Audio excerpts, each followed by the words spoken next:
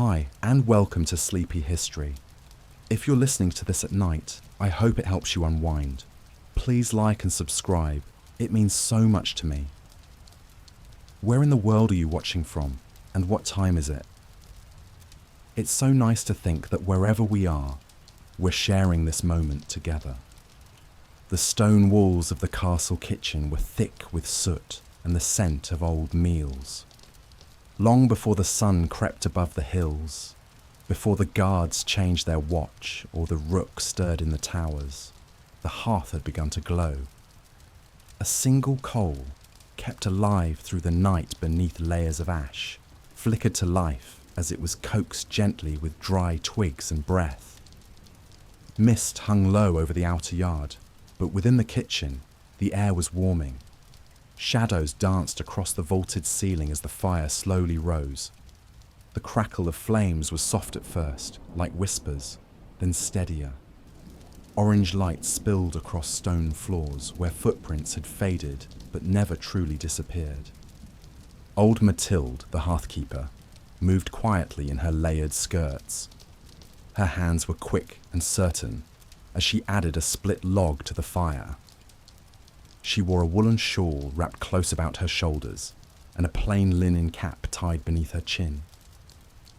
In her apron, she carried dried rosemary and thyme, which she scattered over the fire to sweeten the air.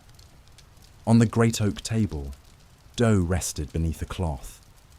Clay jugs of cream stood near the door, still cool from the night. A sack of oats leaned against the wall, beside a bin of onions and a basket of late apples.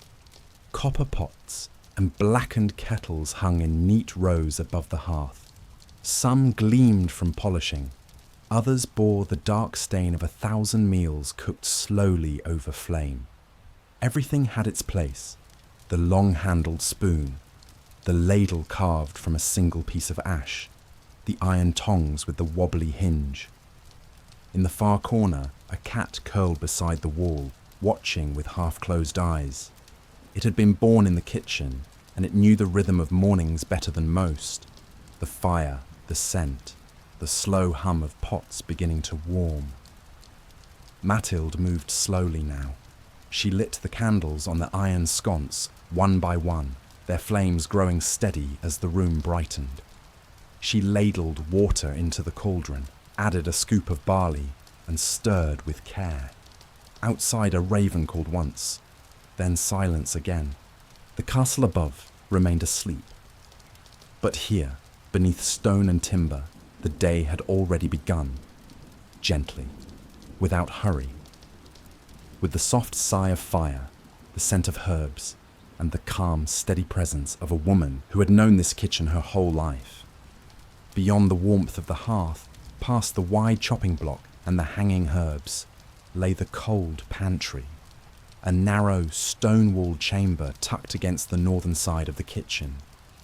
The air within was always cool, even in summer, and in winter it seemed to hum with a soft, still chill. The walls were thick, the windows tiny and high, with wooden shutters that rarely opened.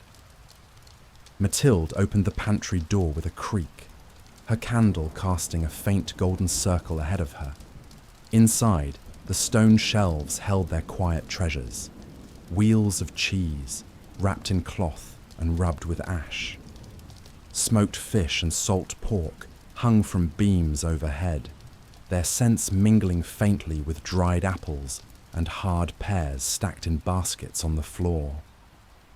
Crockery jars lined one shelf, some filled with honey, others with butter stored in brine.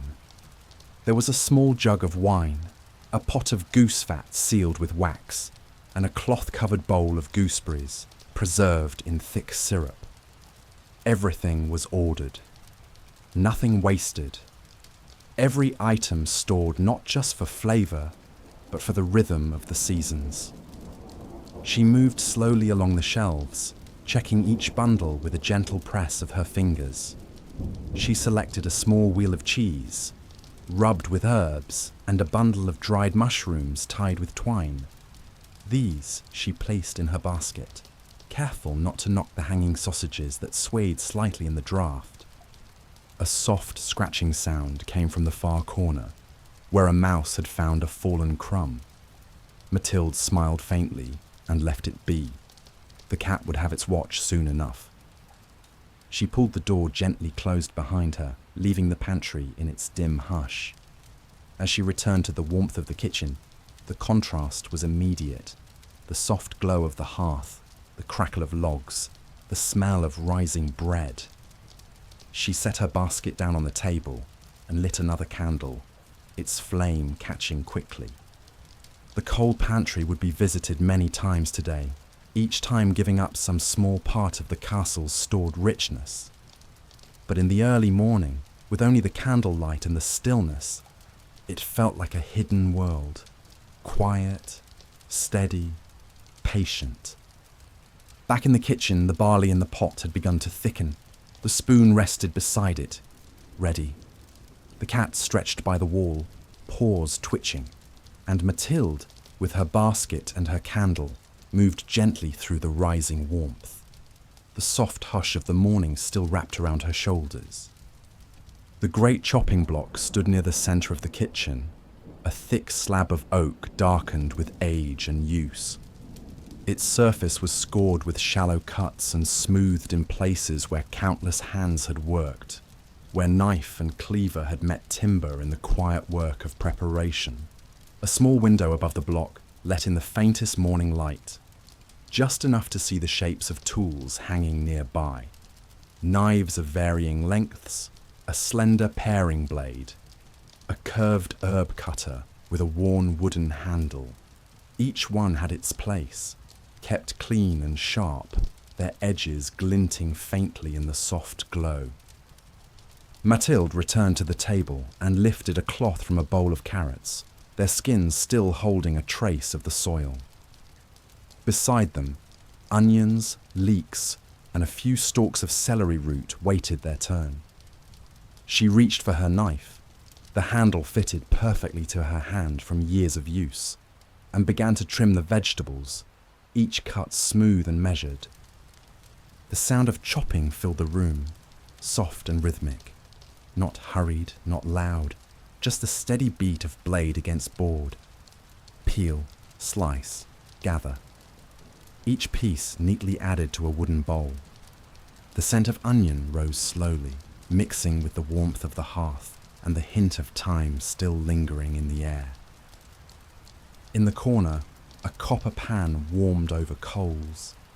Soon, the chopped vegetables would sizzle quietly in a bit of fat, their sweetness rising as they softened. For now, they rested, prepared in silence, waiting for the next part of the day to unfold. Occasionally, Mathilde paused to wipe the blade, to shift a stool, or to stretch her back. She worked without thought for speed. Each movement held the comfort of repetition, the gentle weight of something done often and done well. From the courtyard beyond the window came the muffled sound of a rooster calling. The castle above was beginning to stir, but here, in the kitchen, time moved differently, measured not by the bell or the sun, but by the rhythm of hands at work, the scent of broth warming, and the soft whisper of a blade against wood. As the last of the vegetables were gathered into the bowl, Mathilde rinsed the knife and set it back on its hook. She swept the block clean with a bit of linen, brushing the peelings into a small basket for the pigs. The chopping block stood quiet once more, the light from the hearth flickering softly across its surface, and the kitchen breathed on, filled with warmth, scent, and the gentle hum of the day beginning again. The bread oven, built into the far wall of the castle kitchen, was a dome of stone blackened with centuries of soot.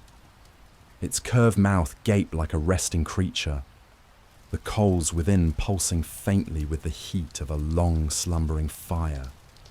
Even before sunrise, it had begun to warm, stoked gently with seasoned oak and alderwood, fed not with haste, but with care. The oven was sacred in its way, not just for the bread it birthed, but for the quiet ritual of its tending. Mathilde stood before it now, a peel in hand, the long wooden handle resting against her hip as she checked the heat. A handful of flour scattered across the oven floor, blackened slowly and curled at the edges, a sign the fire was ready, the stone hot enough to bake. The dough had been rising since the dark hours of the morning. In a large bowl wrapped in wool, it had swelled beneath a cloth dusted with bran. Now, under Mathilde's steady fingers, it was shaped into loaves, round and soft, with a deep cross cut into the top of each. A brush of flour, a whisper of prayer, and the loaves were slid gently onto the peel. She moved with the grace of long practice. One by one, the loaves disappeared into the oven's heat. The mouth was sealed with a flat stone, and the kitchen grew quiet again. The only sound the faint creak of timber and the ever-present crackle of the hearth. Elsewhere in the room, the barley porridge thickened to a soft bubbling. A pot of broth simmered near the fire, faint wisps of steam rising to mix with the smell of onions and herbs. The scent of bread, still shy but promising, began to edge into the air like a memory. Mathilde set a smaller dough aside. This one sweetened with a spoonful of honey and a pinch of dried fruits saved from the last market. A treat, perhaps, for the steward or a visiting priest. It would be baked later, when the oven's heat had softened and the big loaves were cooling on the racks. Outside, the sounds of the castle courtyard were growing. Hooves on cobblestone, the splash of water from the well, a voice calling softly in the stables. But within the kitchen, the world remained slow and warm, wrapped in the scent of flour and wood smoke. She checked the oven once more. The loaves inside had begun to rise, their tops cracking open like petals, crust forming golden against the stone. She smiled to herself, pressing one hand against the warm outer wall of the oven. The cat rubbed against her ankles, and she set down a bowl of milk. The lantern on the table flickered gently in the draught from the corridor, casting its soft light on the rows of pots and the basket of herbs. When the bread was finally drawn from the oven, it came with a rush of scent, earthy, rich, comforting. The loaves were set on wooden racks to cool, their crusts crackling faintly in the open air. Mathilde brushed flour from her hands and stood a moment, watching them. Each one bore its own marks, no two quite the same. Some leaned slightly to one side, others rose with perfect roundness. All of them warm, all of them made with hands that had known this fire for decades. She covered them with a cloth to keep the draughts away, then turned back to the hearth, where the broth was nearly ready, and the day's next work was waiting. The fire hissed softly as she added another log. The kitchen breathed with her, steady and sure. And outside, the light of morning crept slowly over the walls, spilling gold across the stone and touching the bread with the first glow of day. The buttery was not far from the kitchen, a short hallway down through an arched door, just barely wide enough to carry a barrel. The passage was cool and quiet, its stones damp with the chill of night and the scent of yeast, earth, and old wood lingering in the air. It was a place of shadows and shelves, barrels and bottles, lined in tidy rows like slumbering guests. A single window, high and narrow, let in the first pale beam of daylight. Dust motes danced slowly in that light, spinning lazily through the silence. Wooden casks sat tucked against the wall, their surfaces marked with charcoal symbols. Ale, small beer, cider, and mead. They were tapped in turn with a brass spout and a sure hand. Nothing spilled, nothing wasted. It was Emfrid who kept the buttery, a woman short of speech and strong of arm. She'd been drawing ale for the kitchens and hall since before the current steward had grown his first beard. She moved like a tree in the wind, slow, rooted, knowing exactly when to bend and when to stand firm. This morning, she checked the first barrel for the hall's breakfast ale, tapping it gently with her knuckle. The sound told her enough, full, ready, solid. She reached for the copper pitcher resting on the shelf, polished only when it needed to be, and began the first pour of the day. The liquid flowed smoothly, dark and quiet, foaming only slightly at the top. It smelled faintly of bread, honey, and the summer barley that had grown tall in the Lord's fields the season before. This ale was not strong. It was brewed for nourishment as much as taste. A drink for breakfast, for workers, for children.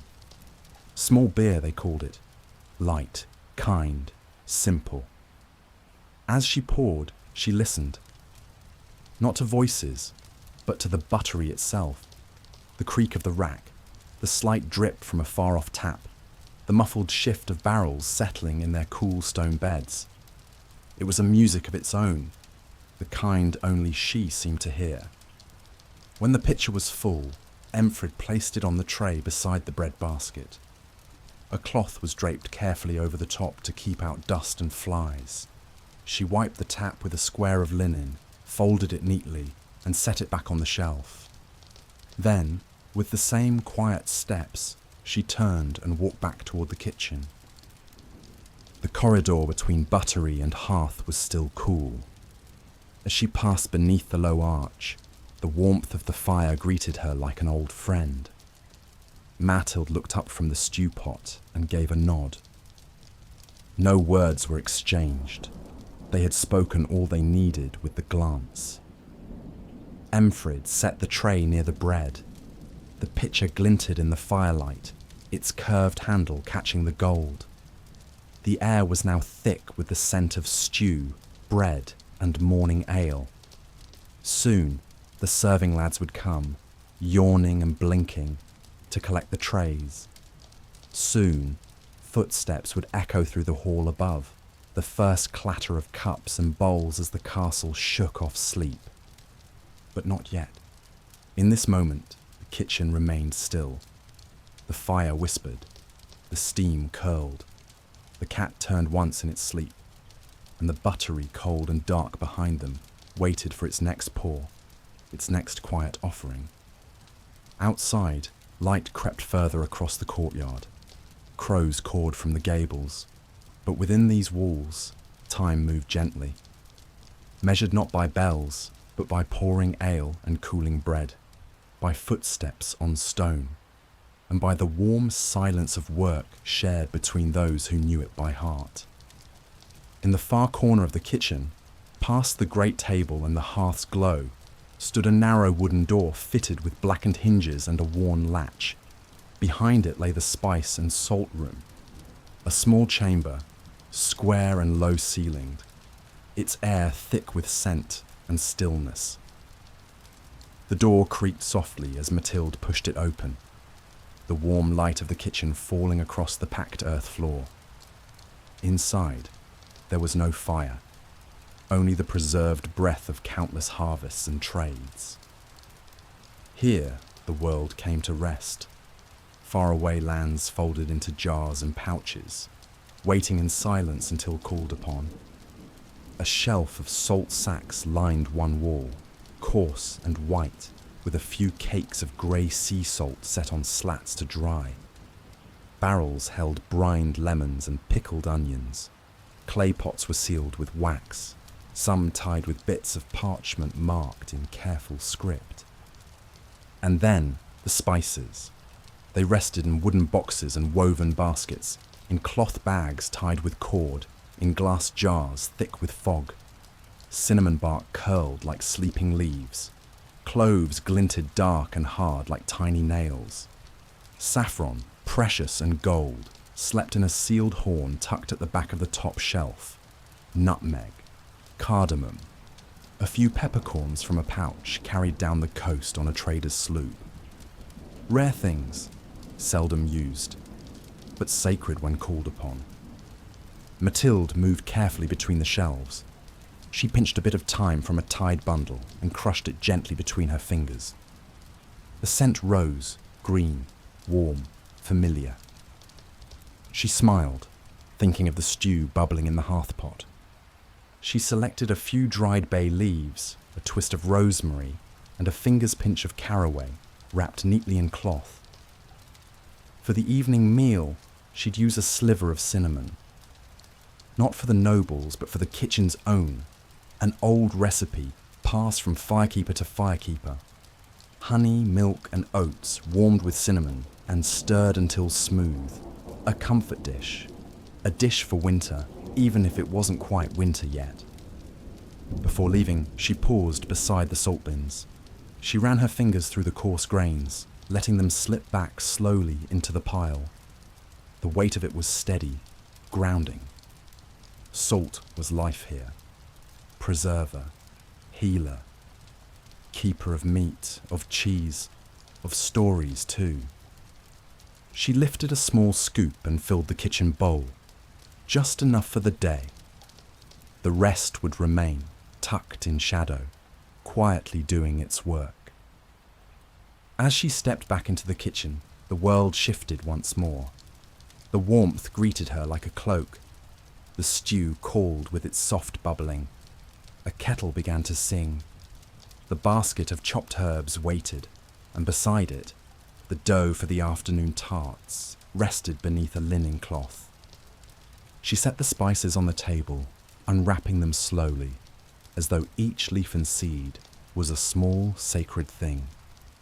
The air filled with their scent, bright, earthy, warm. And around them the kitchen breathed in. It took these distant gifts into its arms, folded them into bread and broth, into sweet things and simple things, into meals remembered and forgotten, into the quiet miracle of daily nourishment.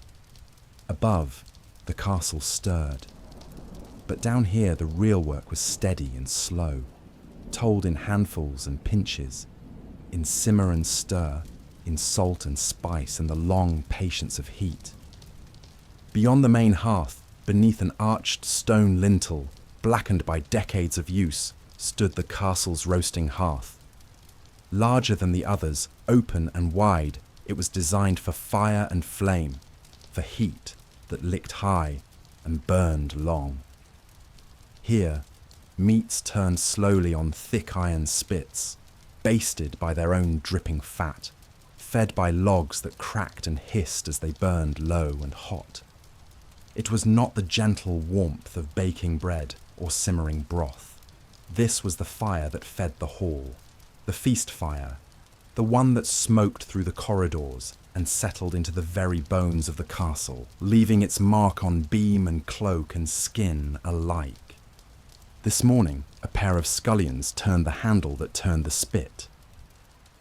The meat, a haunch of boar from a hunt 2 days past, glistened with its first glaze of fat.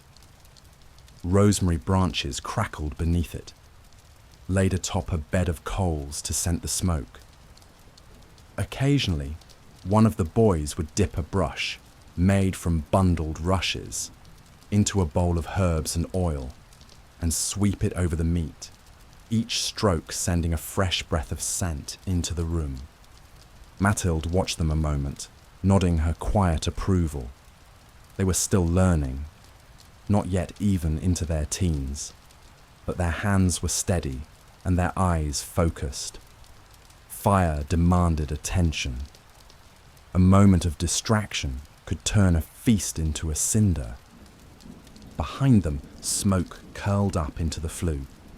Not all of it escaped. It hung in the air, mingling with the scent of spice, bread, and the sweet oat dish now warming gently in a clay pot. The castle kitchen was alive with it, a place of smoke and shadow, light and labour. She turned to a side bench and began to prepare a tray of onions and apples. These would roast beside the meat, slowly softening, their juices mingling with fat and flame. A few cloves were pressed into the flesh of each apple, and the onions were scored with a knife so they'd bloom open as they cooked. The tray was slid into the fire's edge, where the heat kissed but didn't scorch.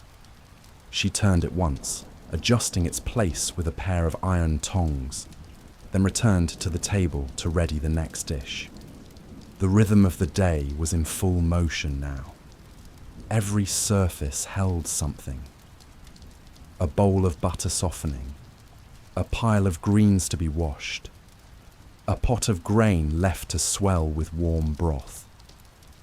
One of the boys coughed in the smoke and stepped back. Mathilde handed him a damp cloth to tie over his mouth, then ruffled his hair.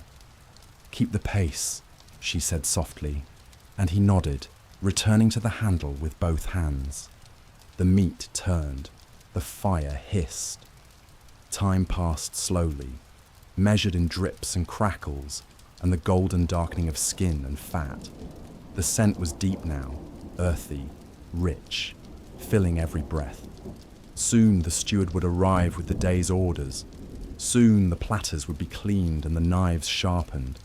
Soon the hall would echo with voices and laughter. But now it was only the kitchen.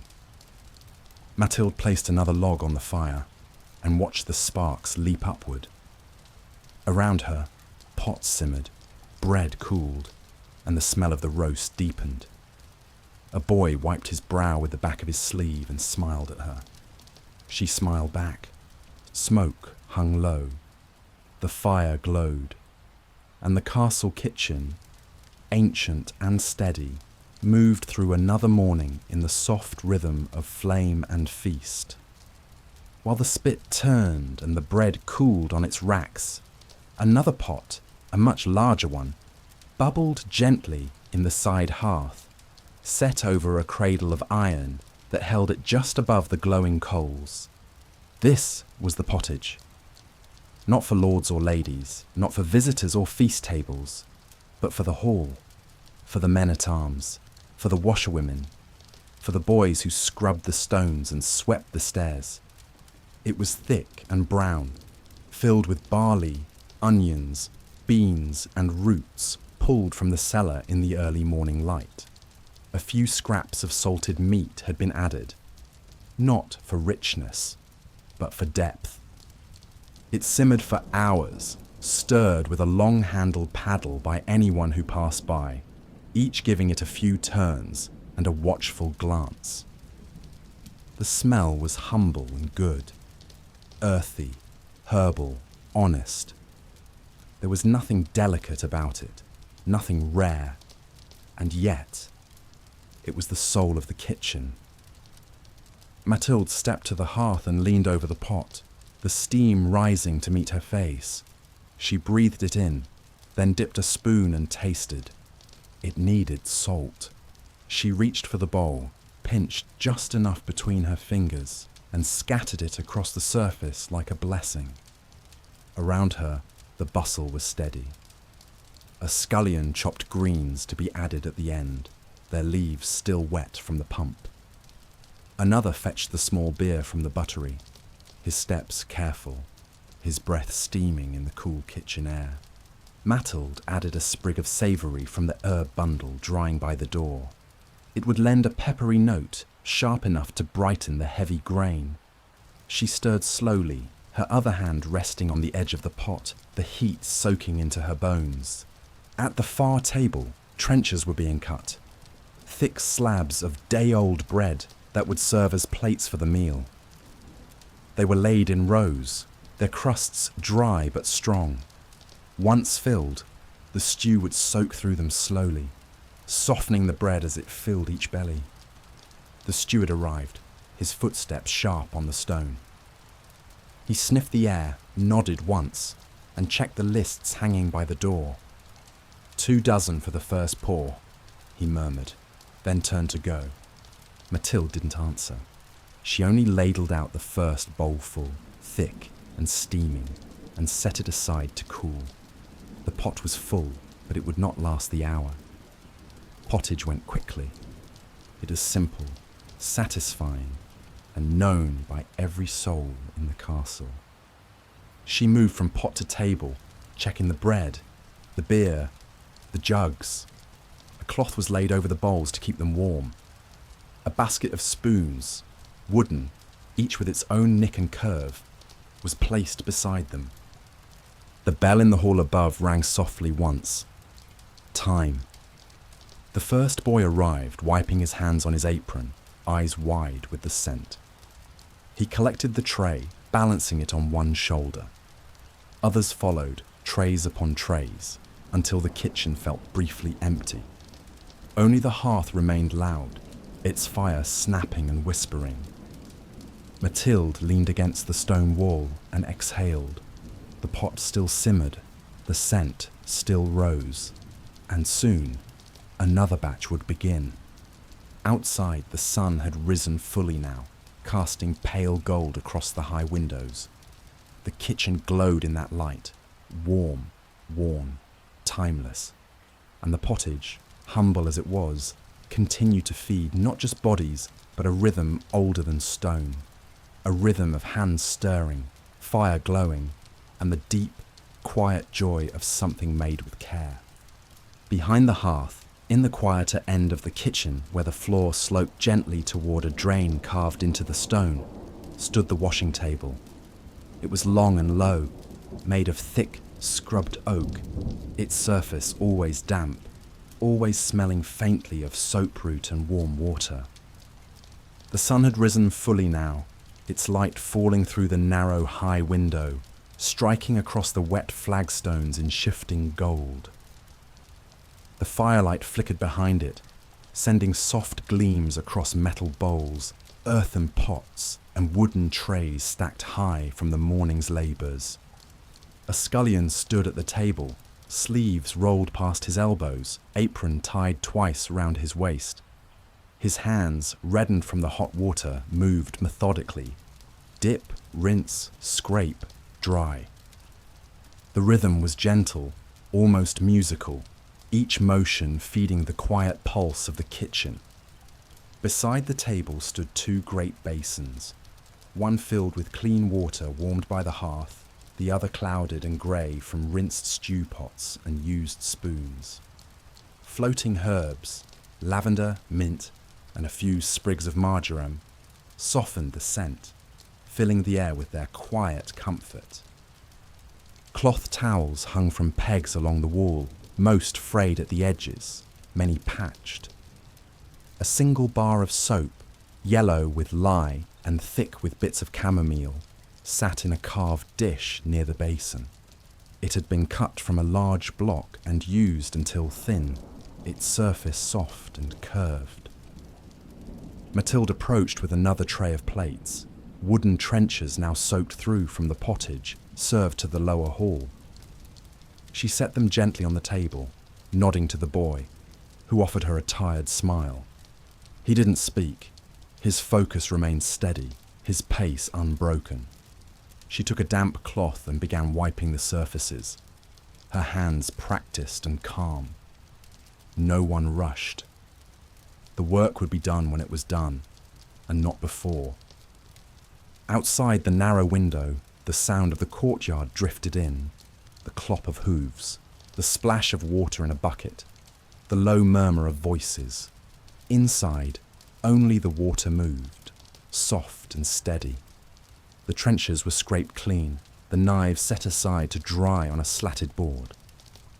The spoons were rinsed twice, then laid out in rows. The scullion reached for the towels, drying each item with care, laying them neatly into a clean basket. Steam rose from the warm water, curling into the shafts of sunlight. The table shone briefly in the golden light. Then the basin was emptied, the water sluiced gently down the drain, and the second basin was filled again. Mathilde dipped a towel into the clean water and wiped the table down slowly, her hands lingering over the familiar grain of the wood. This table had seen feasts and famine, winters harsh and mild, years when wheat was scarce, and years when the pantry overflowed. But it remained, the quiet, essential heart of the kitchen's end. The scullion lit a new candle as the light shifted. Another tray arrived from the upper hall. The cycle continued, soft as breath. And in this corner of the castle, among steam and soap and the smell of mint, the simplest kind of peace was found. Not in stillness, but in gentle work. In the quiet kindness of hands that cleaned, dried, and made ready for the next meal to come. In the farthest reach of the kitchen, just beneath the high arched window that faced north and caught the least of the sun, stood the cooling shelf. It was a broad slab of slate laid into the wall, its surface always cool to the touch, even in the high heat of summer. The air here moved more slowly, the fire's warmth barely brushing the stone. It was where things came to rest, loaves, pies, and pots left to settle after baking, butter to firm, cream to thicken, jugs of broth steaming gently, waiting their turn. The cooling shelf was a place of pause, of quiet, of stillness. Mathilde approached it with care. In her arms she carried the morning's honeyed oat dish, now removed from the flame, its clay pot warm and fragrant. She set it gently down upon the stone, the bottom of the vessel making a soft tap as it touched the shelf. The steam rose in slow curls, blending into the coolness like breath into mist. Beside the oats, 2 loaves of spiced bread rested, their crusts still dark from the fire. She checked them with her fingers, pressing lightly to feel their spring. Perfect, not too soft, not too firm. She covered them with a cloth and stepped back. Other items shared the space. A dish of stewed pears, scented with clove and wine, their skins softened to velvet. A crock of cooled broth, fat beginning to settle at the top, in a gentle sheen. A bundle of herb butter wrapped in linen, ready to be carved when the stew was ladled into bowls. The window above let in the faintest trace of wind, carrying with it the scent of damp stone and ivy. Dust motes floated in the dim light, turning slowly in the air. Time moved differently here, slower, quieter. A breath held, a moment kept. Mathilde sat for a moment on the low stool beside the shelf. It was one of her favourite corners, away from the clatter and steam, the flickering fire and shouting boys. Here, there was only the sound of cooling dishes and the tick of her thoughts. She looked out the small window. A bird sat on the ledge outside, feathers fluffed against the chill. Below, the courtyard was a tapestry of movement, stable hands brushing horses, a maid rinsing linens in the trough, a guard passing slowly on his way to the gate. All of it distant, all of it soft. Inside, the kitchen bustled on. A kettle hissed, the fire popped, footsteps passed. But here, in the nook of the cooling shelf, it was peaceful. The kind of peace that came not from silence, but from gentle purpose, from knowing that this loaf, this dish, this pot, all had been made with care and would soon warm a hand, fill a bowl, feed a soul. She stood again and adjusted the cloth over the bread. Then, with one last glance toward the window, she returned to the hearth. There were greens to chop and a sauce to stir. But she carried with her the hush of the cooling shelf, like a quiet song that lingered just beneath the noise. And the shelf remained, steady and cold, holding the warmth of the kitchen in quiet balance. A resting place in a room of work, a breath in the middle of a long, steady day. Beyond the warmth of the hearth and the dim hush of the cooling shelf, near a small wooden door that opened into the castle's inner courtyard, was the herb table. It stood beneath a narrow window, and in that spot, more than any other in the kitchen, the sun fell clearly. When it could, light streamed in there, even on cold days, golden and dusted with warmth. The table itself was old, its surface scarred with knife marks and stained from countless bundles of green. Sprigs of thyme and mint clung to its grain. Small pots and bowls lined the edge, each holding dried leaves, flower petals, bits of bark, and curled roots. A knife lay in the centre, worn thin from sharpening, its hilt wrapped in linen to keep the grip. Mathilde had already begun the day's preparation here. A basket of fresh herbs sat beside her, still wet from the dew. She picked through them gently, laying out bundles on clean cloth: sage, parsley, marjoram, a little sorrel, lavender for scent, chamomile for tea, rosemary for the stew. Each one had a place, a purpose, and a quiet story to tell. She crushed a handful of mint between her palms and inhaled. The scent cleared the smoke from her thoughts, left something cool and green in its place. She tucked a few sprigs into a jar of vinegar that would steep in the cool room for weeks. A vinegar for rinsing the air, for cooling fevers, for cleaning the boards. Not just flavour, but healing. From a low shelf, she took a mortar and pestle, smooth stone worn to velvet by years of use. Into it, she placed mustard seeds, a pinch of salt, and a handful of fresh tarragon. A spoonful of vinegar followed, and she began to grind, slowly, steadily. The sound was soothing, a soft scrape and swirl, the scent rising with each press. On the windowsill, herbs hung in small tied bundles, drying in the slanted sunlight. Sage leaves curled at the edges. Oregano darkened. A sprig of thyme dropped its tiny blossoms one by one into the bowl beneath. Nothing wasted. A boy passed by, carrying a tray of sliced apples, and paused to watch. Mathilde smiled and handed him a small sprig of rosemary. "For your pocket," she said quietly. "Keeps memory sharp." He tucked it into his apron and walked on, grinning. The herb table was more than a place to season the meat. It was a place of care, of thought, a corner where the world slowed and the smallest things held the greatest meaning. A leaf, a flower, a seed, each with a quiet power if used well. She worked until the light shifted. Then she bundled what remained, some for the stew, some for the cupboard, a few for the infirmary. She wrapped the roots in damp cloth, swept the table clean, and shook the crumbs into the compost basket. The sun had moved on. Shadows fell across the table now, but the scent of herbs lingered, caught in the fibres of her apron, the grain of the wood, the folds of the cloth. And the table, like the fire and the bread and the pottage, had done its work, quietly, gently. She stood for a moment longer, hands resting on the edge, breathing in the soft perfume of mint, sage and thyme. Then she turned back toward the kitchen, her arms full of leaves and blossoms, ready to flavour the day. And the herb table remained, bathed in the last of the light, holding its peace amid the hum of the kitchen, like a breath of the garden brought indoors.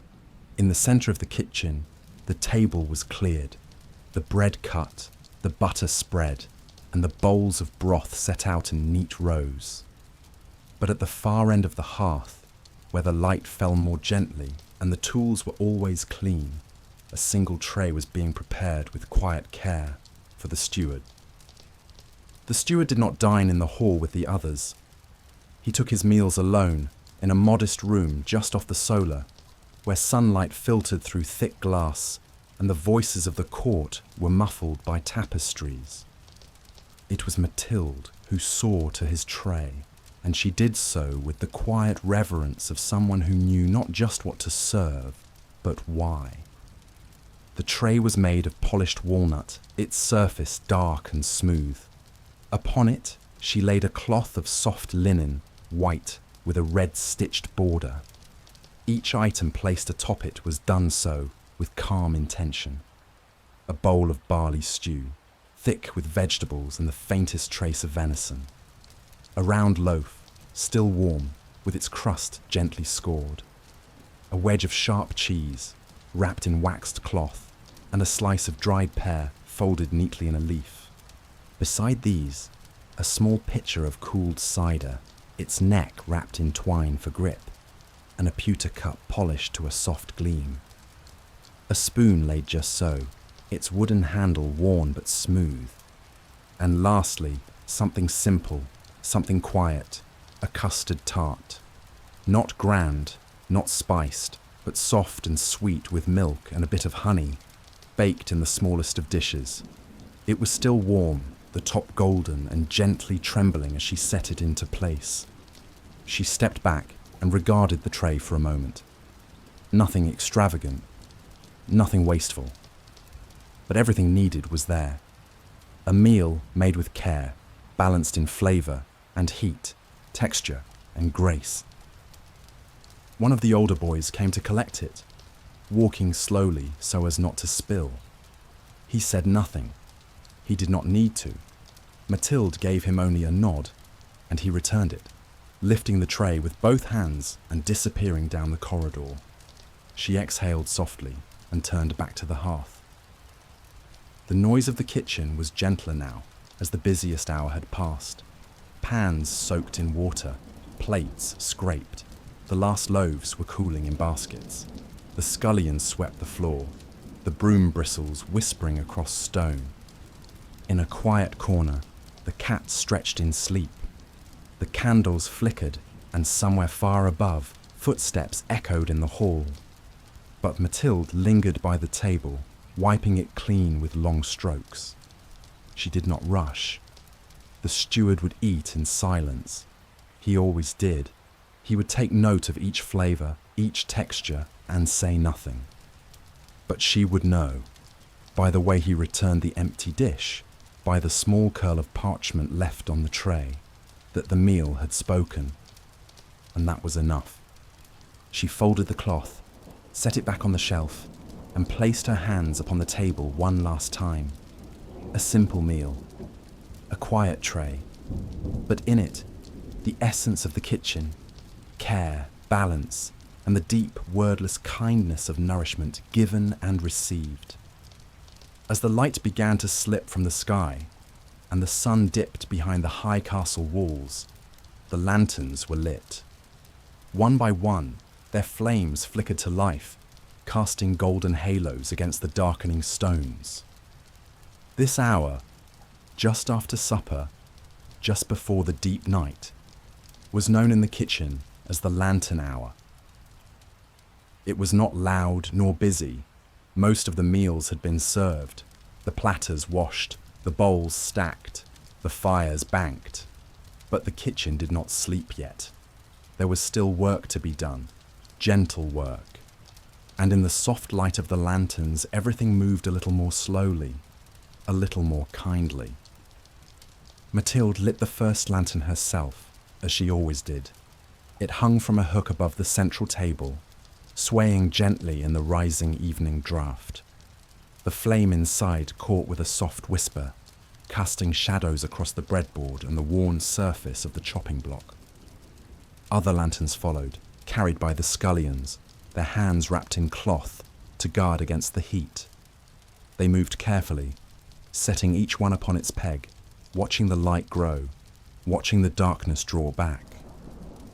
It was a quiet procession, without words. The kitchen changed in this hour. The flames no longer roared, they hummed. The clatter of dishes was replaced by the rustle of aprons and the soft sound of cloths wiping surfaces clean. The scents changed too. Less of meat and broth, more of ash, old herbs, and the lingering sweetness of milk and honey. A large pot of warm milk had been set near the hearth, steeped with lavender and a hint of mace. Mathilde ladled it into mugs, one for each of the scullions and for herself. They drank slowly, seated on low stools, their backs resting against the warm stone walls. No one spoke much during lantern hour. The silence was part of the comfort. Outside, the wind had picked up. It whispered through the narrow window slits, stirring the hanging herbs and flickering the lantern flames. Somewhere in the tower above, a bell rang faintly, 8 strokes, slow and distant. Mathilde looked around the kitchen, taking in each small detail. The empty trays stacked neatly, the cloths folded, the broom leaning against the wall, its bristles still damp from the day's sweeping. Everything in its place, everything in peace. She poured the last of the milk into a small dish and placed it by the door for the cat, who padded over with soft paws and began to lap quietly, eyes half closed. One of the younger boys fell asleep where he sat, head tucked into his arms on the table. Mathilde draped a woolen shawl over his shoulders and let him be. The others smiled, sipped the last of their milk, and began to gather their things. The lanterns would stay lit a while longer, until the last of the ashes were cooled and the doors secured. Then they too would be extinguished, their warmth lingering like the memory of a story well told. For now, though, they glowed. A small chain of golden light, holding the kitchen in its gentle embrace, wrapping around bread and bench, pot and pan, fire and hand. The day was nearly done, and in its closing moments, the kitchen became a sanctuary, a place of rest, of light, of softness before sleep. And outside, the stars began to rise, one by one, as they always did. When the mugs had been emptied and the final embers of supper cooled to ash, the kitchen began its last ritual of the day, the sweep. It was a simple act, a broom and a quiet floor. But in the stillness of night, it became something else, a soft farewell to the day, a drawing closed of the space where so many had worked and warmed and shared, each sweep a breath, each movement a gesture of gentle order. Mathilde began in the far corner, where flour often gathered in small drifting piles beneath the herb table. She used the old broom, its bristles worn to a soft fan, bound tightly with twine. Her steps were slow. The bristles whispered across the flagstones, stirring dust and crumbs into a neat path ahead of her. The scullions helped without prompting. They'd learned, in time, that no one left the kitchen until the floor was clean and quiet. One boy lifted the stools and set them gently upon the tables. Another gathered the stray onion skins and the stray bits of parsley, dropped unnoticed in the rush of morning. From the hearth, ash was gathered in a tin bucket, not dumped, but carried carefully to the midden pile outside, where tomorrow it would be scattered over icy steps or mixed into the compost heap. Even waste had a place. Even ash found use. The chopping block was scrubbed with vinegar and cloth, the tables wiped down with water steeped in lavender stems. A pot of herbs, long since used, was emptied and rinsed, each action small, each one part of a whole. A candle burned low on the windowsill, its wax pooling gently at the base. Outside, the wind had settled into a hush. No footsteps echoed in the hall. No voices rose from the stairwell. The castle, like the kitchen, had folded into stillness. Mathilde moved to the centre of the room, her broom held lightly in both hands. She turned once more, scanning the space with a practiced eye. Bread racks, empty and clean. Pots, hung and gleaming. The cooling shelf, bare now, save for a single covered bowl left for the morning's start. She nodded once, then drew the last path of the broom across the kitchen's heart, guiding the final crumbs into the corner bin. It was not about spotless perfection. It was about rhythm, about respect for the space and the hands that worked within it.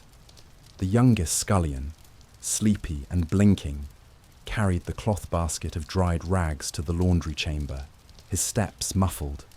Another extinguished the first of the lanterns, his breath soft against the flame. One by one, the lights winked out, until only the glow of the hearth remained. Mathilde washed her hands in the basin near the door. She dried them on a linen cloth and folded it with care. Then she set the broom against the wall and paused. The kitchen smelled of cooling bread and lavender, of earth and wood and thyme. The walls, dark now, seemed to hold the warmth of every meal ever made within them. The floor, clean and quiet, reflected the light of the fire like a shallow pool.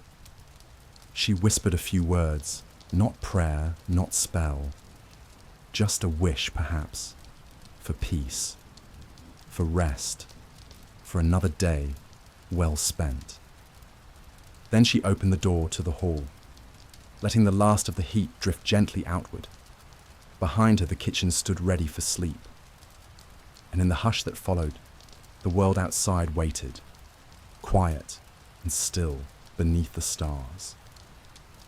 At the centre of the kitchen, the hearth glowed low, its fire reduced now to a bed of quiet embers. No flames danced, no crackle rose. Only the deep, gentle warmth remained, pulsing faintly beneath a blanket of ash, like a heart still beating in slumber. Mathilde moved slowly through the kitchen, her lantern held low. Its light swung in a small arc, brushing the stone walls with soft gold. Every surface was still. The air held the scents of the day, bread, herbs, a trace of smoke, faded now, blended into something timeless and whole. She checked the cooling shelf. A single crock remained, wrapped in cloth. Tomorrow's broth base, begun with the scraps of today. She smiled and touched the lid, not to move it, only to acknowledge it. To remind herself that even in rest, something good waited. The cat, curled tight near the hearth, lifted its head briefly, blinked once, then lowered it again. The milk dish beside it was empty, its edge licked clean. A few paw prints dusted with flour marked the corner of the table leg, like tiny signatures left in the silence. Mathilde drew her shawl tighter. Her hands, though worn and strong, felt the coolness now, not the bite of winter, but the still hush of stone after fire. She placed a few more small logs near the hearth, not to burn tonight, but to greet the morning. It was her way. The fire must always find something ready. She passed the scullions, now sleeping on straw mats just outside the kitchen door. Blankets pulled tight, faces soft in sleep. They had worked hard. Their dreams, if dreams they had, would be full of bread and stew, of warm milk and flickering lanterns. One last time, Mathilde crossed the kitchen, her footsteps barely heard. She lowered the lantern onto the hearthstone and knelt. With a curved iron poker, she stirred the embers gently, watching them bloom orange beneath the ash. Then she scattered a fine layer of sand over the top, just enough to keep them breathing. The room dimmed further. She sat for a moment on the stool near the fire, her hands resting in her lap, her eyes on the soft, pulsing glow. Everything was quiet. No pans clattered, no spoons stirred. The kitchen, like the castle above, had yielded to sleep. She thought of all it had seen. The mornings begun in frost and darkness, the noons full of voices and clatter, the evenings wrapped in flame and smell. And now, the stillness, a room at peace, a place of care and rhythm, resting until dawn. At last, she rose. The lantern was lifted, the kitchen door closed with the softest of clicks. And behind it, the embers glowed on, holding the warmth, holding the quiet, holding the memory of the day. Thanks for watching this far. I truly appreciate you more than you know. If you like this story, please like and subscribe.